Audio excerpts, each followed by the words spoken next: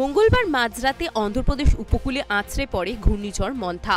মূল ল্যান্ডফল প্রক্রিয়া 11:30 থেকে 12:30টার মধ্যে সম্পূর্ণ হয়।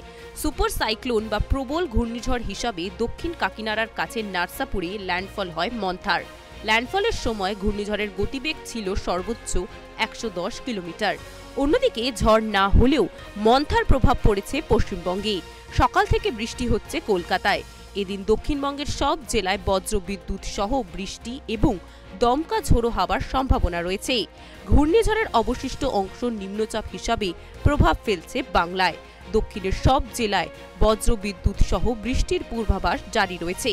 আইএমডির রিপোর্ট অনুসারে বাঁকুড়া, পূর্ব বর্ধমান, পূর্ব মেদিনীপুর, হুগলি, হাওড়া, ঝাড়গ্রাম, দক্ষিণ 24 পরগনা ও পশ্চিম মেদিনীপুর জেলার কিছু অংশে মাঝারি বৃষ্টিপাতের আশঙ্কা রয়েছে।